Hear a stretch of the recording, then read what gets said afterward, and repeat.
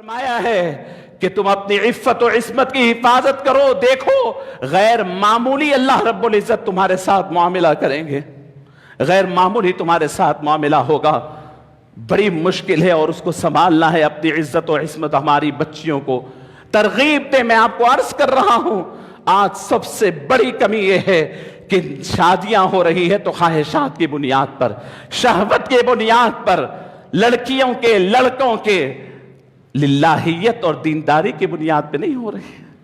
عزیزان گرامی, زناکاری سوسائٹی میں اتنا عام ہو گئی, اتنا عام ہو گئی کہ جتنی پریشانیاں ہیں, جملہ پریشانیاں ان زناکاریوں کی وجہ سے. آپ پڑھ کر اٹھا کر کے پڑھیں احادیث کریمہ.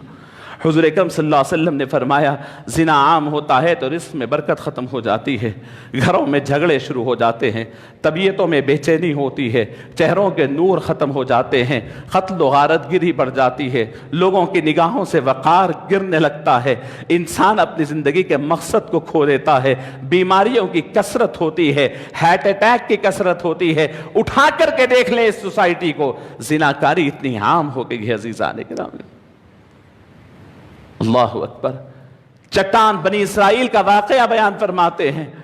3 لوگ جا رہے تھے, بڑی چٹان ہوا سے اڑ کر آ کر کے غار کو بند کر دی. حضور نے سنایا ہے صحیح حدیث, بڑی چٹان, کسی کے اندر ہمت نہیں کہ اسے ہٹا سکے. ان میں سے 3 لوگوں میں سے ہر ایک نے اپنے اپنے نیک عمل کی وجہ سے دعا کیا. اس میں ایک شخص تھا, اس نے کہا کہ میری ایک رشتہ دار بڑی ضرورت مند تھی. وہ بالکل ان کے باپ کا انتقال ہو گیا تھا, بڑی ضرورت مند تھی, میں اس کی ضرورت تکمیل کرتا, اسے کھانا اناج کا انتظام کرتا. ایک مرتبہ شہوت عروج پر تھی, جب وہ ضرورت کے لیے میرے پاس مانگنے کے لیے آئی, وہ مجبور تھی, تو میں نے کہا کہ ٹھیک ہے میں تیری ضرورت تکمیل کروں گا, تو میری ضرورت تکمیل کر. شہوت کی نگاہ اس کی طرف بڑھائے, وہ مجبور تھی. میں نے اس کا ہاتھ پکڑا اور اسے گناہ کے لیے آمادہ کیا.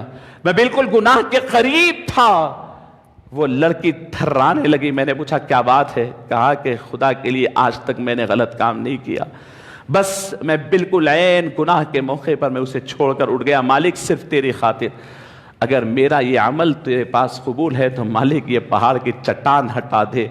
اللہ اکبر. یہ ہے عفت و عصمت کی طاقت کہ پہاڑ جیسا چٹان ہٹ جاتا ہے. عزیزان گرامی, حضرت یوسف اور زلیخا کا واقعہ کسے نہیں معلوم؟ زلیخا نے حضرت یوسف کو گناہ کی دعوت دی. حضرت یوسف علیہ السلام نے کہا کہ جیل میں جانا پسند کروں گا لیکن گناہ کی طرف دیکھنا پسند نہیں کروں گا. جیل میں چلے گئے. اللہ نے اس عفت و عصمت کا صلہ یہ دیا کہ اس تخت کے بادشاہ بنا دیا. غلام بنا کے لائے گئے تھے, بادشاہ بنا دیا. عفت و عصمت کا سودا ہے. عزیزان گرامی, ایک ہندوستان کے اندر یہیں پر ایک بزرگ کا ذکر آتا ہے, خواجہ مشکی رحمت اللہ علیہ. ان کے جسم سے مشک کی خوشبو اٹھتی تھی.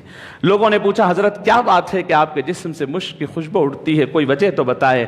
فرمایا کہ نہیں بتاؤں گا. بہت دن کے بعد فرمایا کہ معاملہ یہ تھا کہ میں ایک مرتبہ ایک جگہ سے گزر رہا تھا, ایک عورت اپنے گھر کے اندر ٹھہری ہوئی, اس کو مجھ سے گناہ کی خواہش پیدا ہوئی, اور اس نے بڑی مالدار عورت تھی, بڑی یعنی اس کے بڑے جائیداد وغیرہ تھی.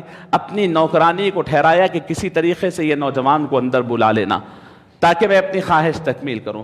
وہ ان کی جو نوکرانی کام کرنے والی تھی باہر آئی اور آ کر کہنے لگے میری مالکن بہت بیمار ہے, مرنے کے قریب ہے, اندر آ کر کے کچھ پڑھ دیجئے. بس وہ پڑھنے کے لیے اندر جو گئے, دروازے لگ گئے اور وہاں پر اس نے گناہ کی دعوت دی. وہ خاتون اور کہنے لگی کہ اگر تم میرے ساتھ میری خواہش تکمیل نہیں کرو گے تو میں دنیا بھر کو اعلان کروں گی کہ تم اندر گھس کر میرے سے زبردستی کر رہے ہیں. یہ پریشان ہو گئے, کیا کروں؟ عفت و عصمت کی حفاظت بڑی چیز ہے. بہت سوچا, ہیلے بنائے, بات کی, ماننے کو تیار نہیں. کہا کہ نہیں بس مجھے خواہش ہے, بہت دن سے انتظار میں تھی. انہوں نے کہا کہ ٹھیک ہے ضرورت سے فارغ ہونے کے لیے جانے دیجئے. اس زمانے میں ایسے ڈرینیج سسٹم نہیں تھے. انہوں نے دیکھا کہ ایک گندگی ہے زنا کی, دوسری گندگی ہے یہ جو انسان کے جسم سے نکلی ہوئی گندگی, پاخانہ پڑا ہوا ہے. زنا کی گندگی سے یہ گندگی اچھی ہے. کاغذ سے وغیرہ سے اٹھایا اور اپنے پورے جسم کو لیپ لیا. باہر آئے, پریشان ہو گئی. وہ کہنے لگی کہ یہ کیا ہے, یہ تو دیوانہ ہے, دروازہ کھولو اور باہر کرو.